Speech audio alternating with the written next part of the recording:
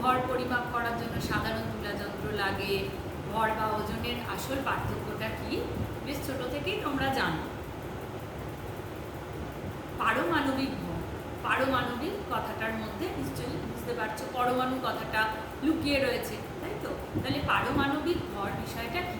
কোনো বস্তুর ভর পরিমাপ করা, তার জন্য সাধারণ তুলাযন্ত্র ব্যবহার করা যায়। কিন্তু পরমাণু আমরা তো জানি বেশ ক্ষুদ্র একটা জিনিস, বেশ ছোট একটা জিনিস, তার ভর পরিমাপ নিশ্চয়ই সাধারণ তুলাযন্ত্র দিয়ে হবে না।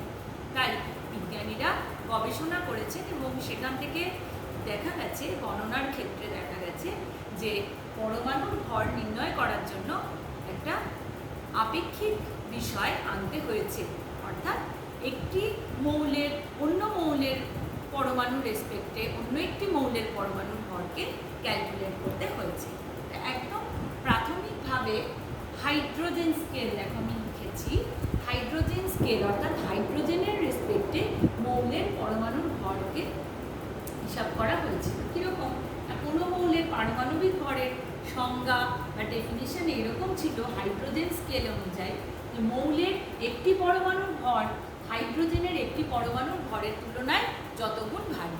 অর্থাৎ যদি আমি বলি সোডিয়ামের পারমাণবিক ভর 23, তাহলে বোঝাবে সোডিয়ামের একটি পরমাণুর ভর হাইড্রোজেনের একটি পরমাণুর ভর অপেক্ষা 23 গুণ বেশি।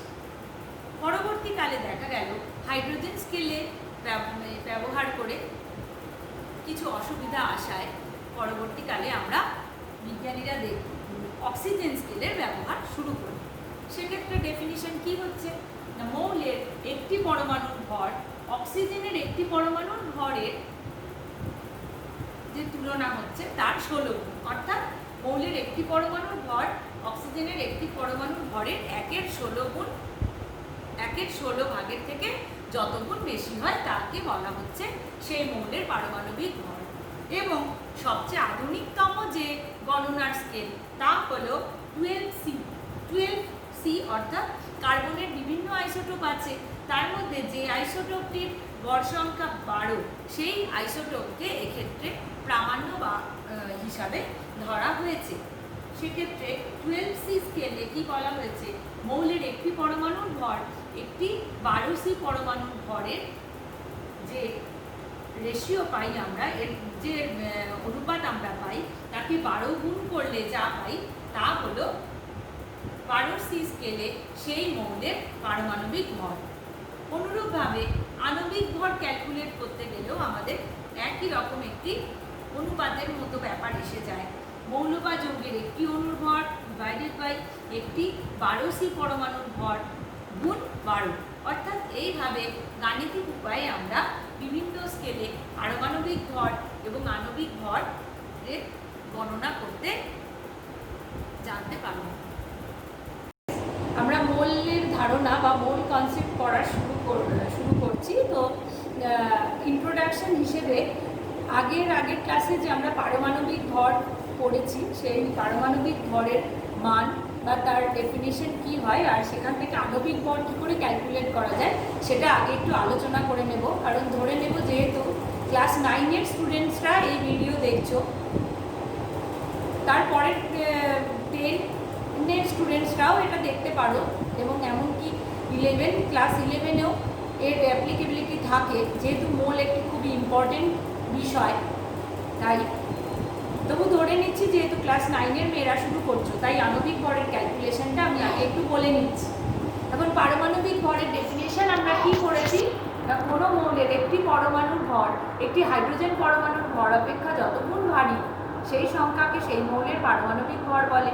অথবা কোনো মৌলের একটি পরমাণুর ভর একটি কার্বনের C12 অর্থাৎ C12 আইসোটোপের 1/12 অংশের তুলনায় যত গুণ C12 আইসোটোপের একটি পরমাণুর ভরের 1/12 অংশের তুলনায় যত গুণ ভারী সেই সংখ্যাকে সেই মৌলের পারমাণবিক ভর বলে। যেমন হাইড্রোজেনের নাম্বারটা হলো 1, অক্সিজেনের 16, কার্বনের 12, সোডিয়াম 23, নাইট্রোজেন 14, বাকিগুলো আমরা আমাদের টেক্সট বই থেকে পেয়ে থাকি। যাই হোক, এই সমস্ত পারমাণবিক ভর থেকে কী করে আণবিক ভর ক্যালকুলেট করা যায় সেটা আমরা আগে শিখে নেব। যেমন H2O বা জলের একটি অণুতে কটি পরমাণু থাকে? হাইড্রোজেনের 2টি আর অক্সিজেনের 1টি। তাহলে হাইড্রোজেনের 2টি পরমাণু 2 × 1, ওর মোট পারমাণবিক ভর, দুটি পরমাণুর পারমাণবিক ভর মোট হলো 2 × 1, আর অক্সিজেনের যেহেতু 16 প্লাস করলাম 16, টোটাল হলো 18। অর্থাৎ H2O বা জলের আণবিক ভর হলো 18। নেক্সট হচ্ছে অক্সিজেন O2। অক্সিজেনের প্রত্যেক একটি পরমাণুর পারমাণবিক ভর হচ্ছে 16, তাহলে এর দুটো পরমাণু থাকলে 2 × 16, দ্যাট রেজাল্টস 32। নাইট্রোজেনের দুটি পরমাণু, তাহলে পারমাণবিক ভর 14 হলে, এখন তোমরা নিজেরাই আশা করি খাতা পেন নিয়ে বসেছো, সঙ্গে সঙ্গে পড়তে থাকবে, কারণ এই চ্যাপ্টারটা সম্পূর্ণই অনেকটাই গাণিতিক সমস্যা ও সমাধান তার উপরে বেস করা। তো নাইট্রোজেনের ক্ষেত্রে কি হবে? 14 × 2, দ্যাট রেজাল্টস 28। অর্থাৎ এইভাবে আমরা আরও বড় বড় অণু, আরও অসংখ্য পরমাণু দিয়ে গঠিত অণুগুলির আণবিক ভর ক্যালকুলেট করতে পারি খুব সহজে। এখন আমরা মোল কনসেপ্টের মেন জায়গাটায় আসবো। তার আগে কতগুলো আমরা বাস্তব জীবনের ঘটনা বা প্রয়োজন কি হচ্ছে সেটা দেখে নেব। অর্থাৎ কাউন্টিং করতে গেলে বা গুনতে গেলে কোথায় কি সমস্যা হচ্ছে বা কি পার্থক্যটা হচ্ছে কোন ক্ষেত্রে, সেটা আমরা একটু দেখব। কি রাখছি দেখো সামনে, apples, a pair of apples বা এক জোড়া আপেল, দেখেই বলতে পারি, অর্থাৎ দুটি আপেল। পেন্সিল কাউন্ট করছি আমি, 1 2 3 4 5 6 7 8, অর্থাৎ 8টা পেন্সিল। তাহলে এখানে অ্যাপেলকে একটা ঝুড়ি থেকে দুটো অ্যাপেল বা এক জোড়া আপেল দিন তো দাদা বলে বাজারে কিনছি যখন, তখন ইজিলি কাউন্ট করতে পারছি বা শপিং মলে নিজেরাই বেছে নিচ্ছি। বা 8টা পেন্সিল আমি যদি কিনতে যাই তাহলে সেটাও আমরা ইজিলি কাউন্ট করে বলতে পারছি। কিন্তু এই যে জল রয়েছে গ্লাসের মধ্যে, খানিকটা জল ভরা রয়েছে, আমরা কি দেখে বলতে পারবো যে এই গ্লাসের জলের মধ্যে কত অণু জল রয়েছে?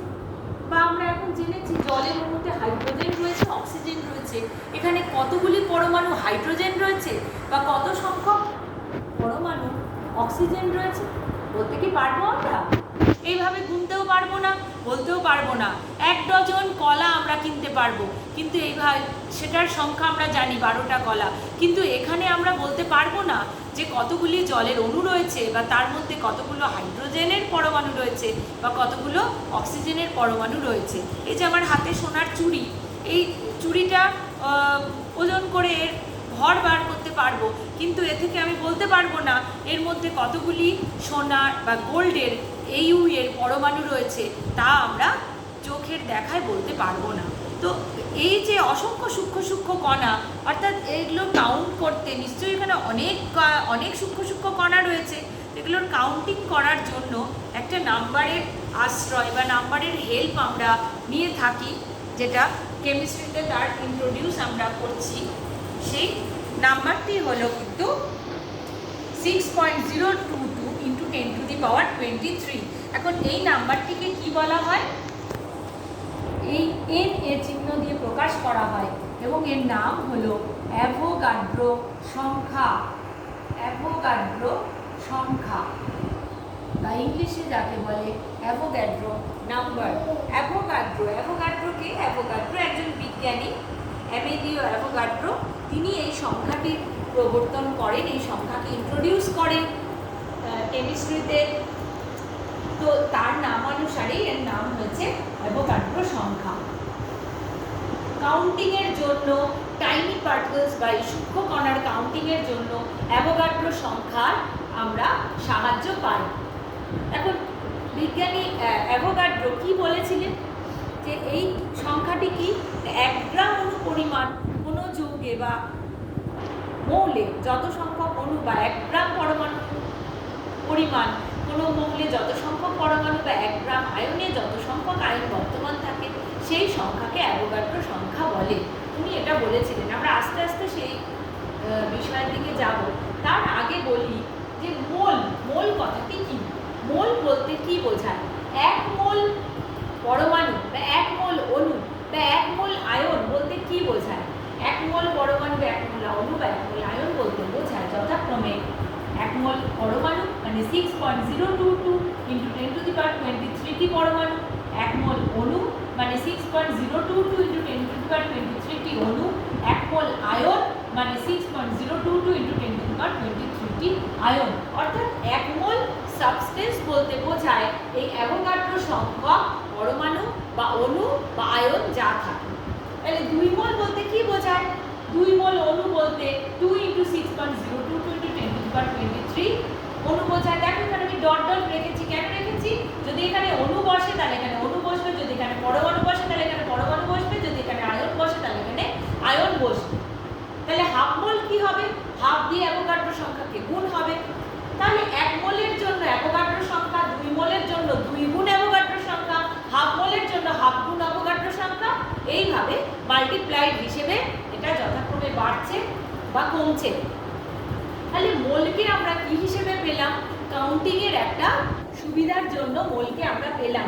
একে যদি ভেঙে আমরা লিখতে যাই তাহলে 6-এর পরে অনেকগুলো সংখ্যা এসে যায়, তাই আমরা একে এইভাবে 10⁻23 দিয়ে গুণ করে লিখছি এবং এই সংখ্যাকে অ্যাভোগাড্রো সংখ্যা বলছি এবং এই পুরো সংখ্যাটিকে মোল বলছি, যাতে আমাদের কাউন্টিং এর ক্ষেত্রে হিসাব করতে বা গাণিতিক সমস্যার সমাধান করতে আমাদের হেল্প হয়।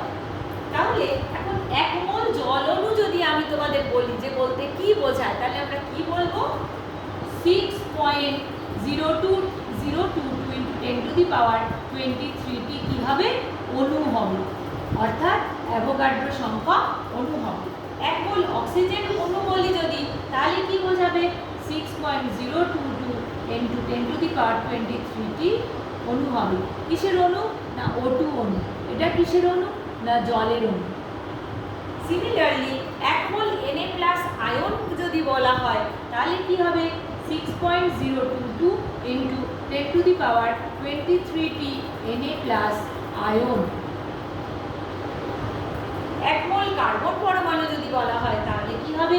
6.022 ইন্টু 10⁻23টি কার্বন পরমাণু। বুঝতে পেরেছো তাহলে কি বলা হচ্ছে? অর্থাৎ এক মোল জল অণু বলতে এত সংখ্যক অ্যাভোগাড্রো সংখ্যক জলের অণু বলছে, এক মোল অক্সিজেন অণু বলতে এত সংখ্যক অ্যাভোগাড্রো সংখ্যক অক্সিজেন অণু বলছে। আর একই রকমভাবে আয়ন বা পরমাণু বলতেও অ্যাভোগাড্রো সংখ্যক এক মোল পরিমাণ বললে অ্যাভোগাড্রো সংখ্যক এত অণু বা এত আয়নকে বোঝায়। এখন আমরা কি জানবো যে 1 গ্রাম অণু কাকে বলে, যেটা আমি অ্যাভোগাড্রো সংখ্যার ডেফিনিশনে বলেছিলাম। তার জন্য আমাদের আগে যে আণবিক ভর আর পারমাণবিক ভর ক্যালকুলেট করেছিলাম তার রেফারেন্স আনতে হবে। কীরকম? খুব সহজভাবে বলি, দেখো 1 গ্রাম পরমাণু কার্বন, আমরা ওখানে কি দেখেছি? কার্বনের পারমাণবিক ভর কত? 12। তাহলে 1 গ্রাম পরমাণু কার্বন বলতে কি বোঝাবে? 12 গ্রাম কার্বন। 1 গ্রাম অণু জল, যা আমরা এক্ষুনি দেখালাম সেগুলো নিয়েই আমি আলোচনা করছি। জলের বা H2O আণবিক ভর কত? 18। তাহলে এটা কি বলবো? 18 গ্রাম জল।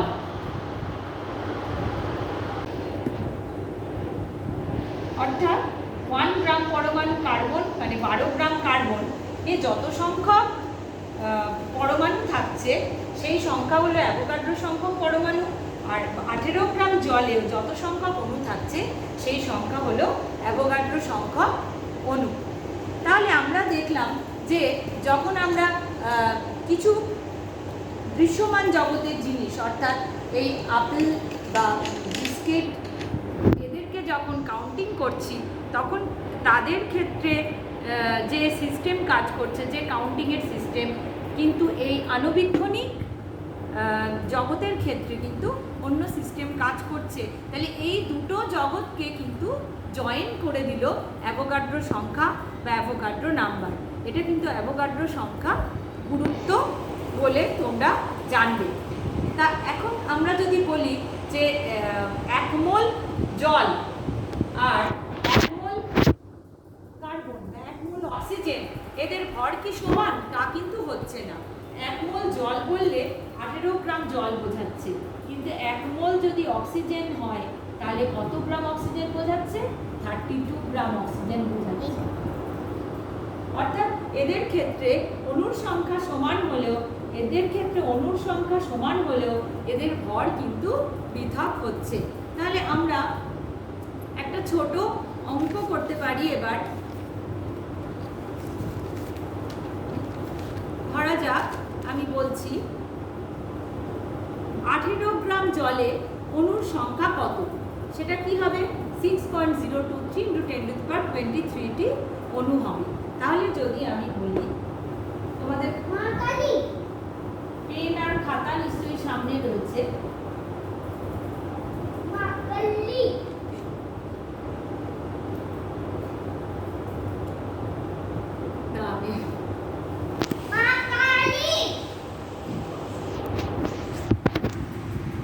হিসাব থেকে আমরা দেখেছি যে H2O অর্থাৎ জলের আণবিক ভর 18, অক্সিজেনের 32, নাইট্রোজেনের 28, এমনি করে বাকি পারমাণবিক ভরের মানের থেকে আমরা বিভিন্ন অণুর আণবিক ভর ক্যালকুলেট করতে পারি। এখন যেহেতু 1 গ্রাম অণু বলতে অ্যাভোগাড্রো সংখ্যক অণুকে বোঝায়, 1 গ্রাম পরমাণু বলতে অ্যাভোগাড্রো সংখ্যক পরমাণুকে বোঝায়, এবং 1 গ্রাম আয়ন বলতে অ্যাভোগাড্রো সংখ্যক আয়নকে বোঝাচ্ছে। তাই ক্যালকুলেশন করতে গেলে আমাদের কি নিতে হবে? 9 গ্রাম জলে অণুর সংখ্যা কত, তাহলে জলের আণবিক ভরের মান জানতে হবে। সেটা কত? 18। তাহলে 1 মোল জল সমান সমান হলো 1 গ্রাম অণু জল, তার ভর কত? 18 গ্রাম। আমরা জানি 1 মোল পরিমাণ যে কোনো পদার্থের অ্যাভোগাড্রো সংখ্যক অণু বা পরমাণু বা আয়ন থাকে। তাহলে 18 গ্রাম জলে অণুর সংখ্যা কত? Na সংখ্যক বা অ্যাভোগাড্রো সংখ্যক। তাহলে লিখতে পারি 6.022 × 10⁻23টি। সুতরাং 9 গ্রাম জলে অণু কত হবে? এটা 18, এটা 9, অর্থাৎ ডিভাইডেড বাই 2।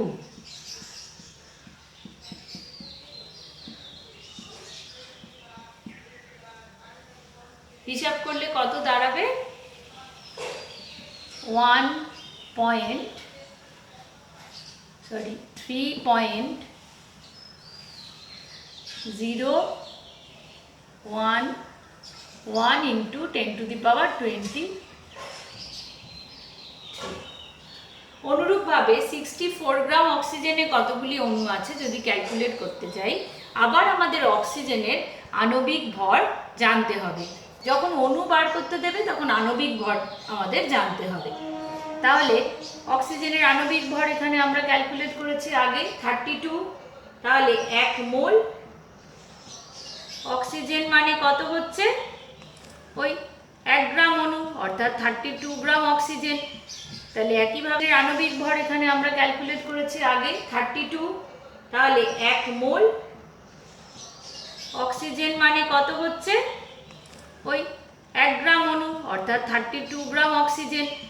তাহলে একইভাবে ক্যালকুলেট করতে পারি আমরা 32 গ্রাম অক্সিজেনে কত সংখ্যক অণু? Na সংখ্যক। তাহলে 64 গ্রামে কত হবে? অবশ্যই ঐকিক নিয়ম অ্যাপ্লাই করতে পারো, অথবা মুখে মুখেই দেখতে পাচ্ছ দ্বিগুণ হচ্ছে। তাহলে 2 × Na সংখ্যক দ্বিগুণ হয়ে যাচ্ছে। ঠিক আছে? এবার দেখো 24 গ্রাম কার্বনে পরমাণুর সংখ্যা। তাহলে এখানে কি আমাদের কি জানতে হবে? কার্বনের পারমাণবিক ভর জানতে হবে। কার্বনের পারমাণবিক ভর 12। তাহলে 1 মোল কার্বন পরমাণু বলতে কি বোঝাবে? 12 গ্রাম কার্বন, এবং তাতে পরমাণুর সংখ্যা কত থাকবে? ওই অ্যাভোগাড্রো সংখ্যক পরমাণু থাকবে। তাহলে 12 গ্রাম কার্বনে পরমাণু সংখ্যা যদি এত হয়, তাহলে 24 গ্রাম কার্বনে কত হবে? 6.022 into 10⁻23 into 2, অর্থাৎ 2 দিয়ে গুণ হয়ে যাবে। বোঝা গেছে? তাহলে আমাদের আণবিক ভর বা পারমাণবিক ভরের হিসাব থেকে আমরা অ্যাভোগাড্রো সংখ্যার ধারণার সাহায্যে কোনো গিভেন মাস বা নির্দিষ্ট ভর দেওয়া থাকলে সেই পরিমাণে কত সংখ্যক অণু বা কত সংখ্যক পরমাণু আছে তা সহজেই হিসাব করতে পারি। তাহলে অ্যাভোগাড্রো সংখ্যার ধারণা বা মোলের ধারণা কিন্তু এইভাবে আমাদের টাইনি পার্টিকেল অর্থাৎ অণু বা পরমাণুর সংখ্যা কোনো নির্দিষ্ট ভর পরিমাণে কতটা আছে তা সহজেই হিসাব করতে শেখায়। এটা হলো অ্যাভোগাড্রো সংখ্যার একটি বিশেষ গুরুত্ব।